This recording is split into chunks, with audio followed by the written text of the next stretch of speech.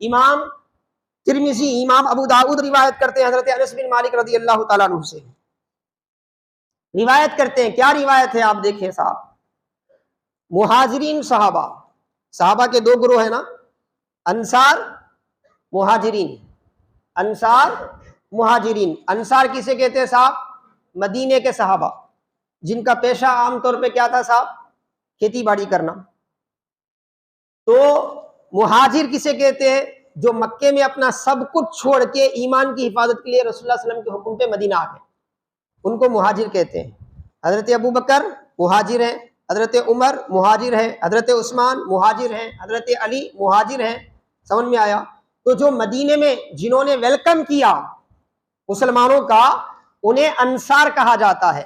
جو مکہ چھوڑ کر اپنے اسلام کے لیے مدینہ گئے تھے انہیں کیا کہتے ہیں؟ مہاجرین کہتے ہیں. تو مہاجرین کا جو طبقہ تھا صحابہ کا، ایک دن آیا رسول اللہ صلی اللہ علیہ وسلم کی بارگاہ میں پریشان ہو کر سوال کرنے کے لیے. امام ترمذی روایت کرتے ہیں، امام ابو داؤد. اچھا پریشانی کیا تھی؟ وہ آ کر کہنے لگے یا رسول اللہ ہم ایسی قوم کے پاس آ کر اترے ہیں. انصار صحابہ کے بارے میں کہتے ہیں، انصار صحابہ جنہوں نے ان کی میزبانی کی تھی، اور ایسی تاریخی میزبانی کی تھی، دنیا میں ایسی تاریخ نہیں ملتی، دنیا میں ایسی تاریخ نہیں ملتی.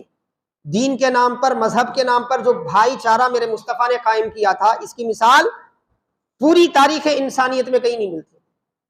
انصار صحابہ نے کیا کیا صاحب؟ ان کے حوالے سے وہ صحابہ نے فرمایا، کیا فرمایا مہاجرین نے؟ یا رسول اللہ ہم ایسی قوم کے پاس آئے ہیں، ایسی قوم ہم نے دیکھی نہیں آج تک، ایسی قوم دیکھی نہیں. ان میں جو مالدار ہے بغیر سوچے سمجھے بے دریغ ہم پر مال خرچ کرتا ہے. ان میں جن کے پاس مال کم ہے وہ بھی ہماری ہمدردی کرنے میں، ہمارے حالات کی رعایت کرنے میں کمال درجہ اختیار کرتے ہیں. بولے اب اس میں پریشانی کی بات کیا ہے؟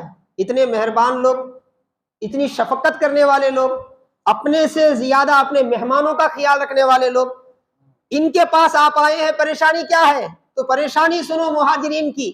مہاجرین کی پریشانی یہ ہے یا رسول اللہ یہ اس قدر کیا ہے، ہماری حمایت کرتے ہیں، ہمیں ڈر ہے کل آخرت کے ثواب سے یہ آگے نکل جائیں گے، ہم پیچھے رہیں گے، ہم کیا کریں؟ اب ہمارے پاس ایک دوسرے سے آگے بڑھنا تو ہوتا نہیں، ایک دوسرے کی ٹانگیں کھینچنا ہوتا ہے. ہمارے پاس کوئی دوسرا آگے بڑھ رہا تو پہلے بابا کے پاس بھاگتے ہیں، کئی کو ایک ایسی تعویذ دو ہم آگے بڑھے یا نہ بڑھے، ہمارے ساتھ والا جو آگے بڑھ رہا نہیں وہ ایسے اوندے منہ گرنا کہ پھر اٹھنا نہیں.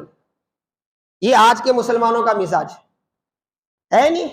لیکن وہ صحابہ کہتے ہیں یا رسول اللہ نیکی میں، آخرت میں کل انصار کو اجر و ثواب ملے گا تو بے شمار ملے گا، ہمارا کیا حال ہوگا؟ ہمارا کیا حال ہوگا؟ ہم محروم نہ ہو جائیں یا رسول اللہ.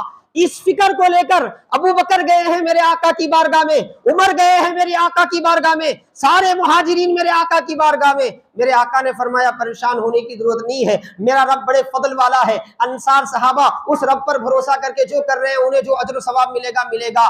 جو تمہارے ساتھ وہ کر رہے ہیں نا اس کا احسان مان کر ان کی تعریف کرتے رہو، ان کی تعریف کرتے رہو، اور کیا کرو ان کے حق میں دعا کرتے رہو. تم بھی اس اجر و ثواب میں شریک ہو جاؤ، تم بھی اس اجر و ثواب میں شریک ہو جاؤ گے.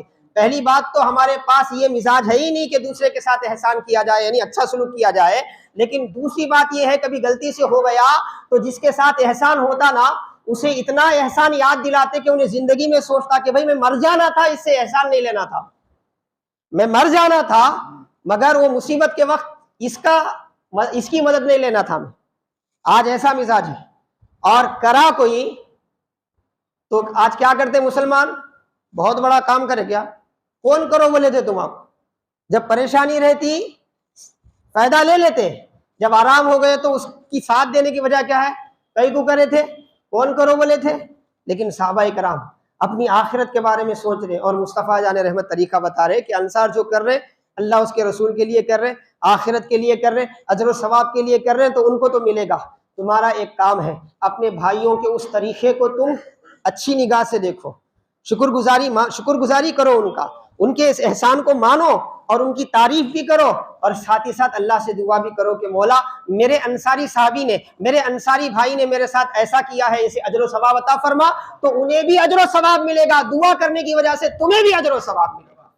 تمہیں بھی اجر و ثواب ملے گا۔ تو حاضرین محترم عزیزان گرامی، یہ وہ لوگ ہیں جنہیں قرآن کا وارث بنایا گیا، تو آخرت کی ایسی فکر ان کے اندر پیدا ہوئی، عمل صالحہ کی ایسی فکر ان کے اندر پیدا ہوئی۔ آج کوشش کریں کہ رمضان سے پہلے ہماری بھی کیفیتیں ایسی ہو جائیں، ہم بھی نیکی کی طرف اس طرح دوڑنے والے ہو جائیں جس طرح صحابہ اور اہل بیت دوڑا کرتے تھے۔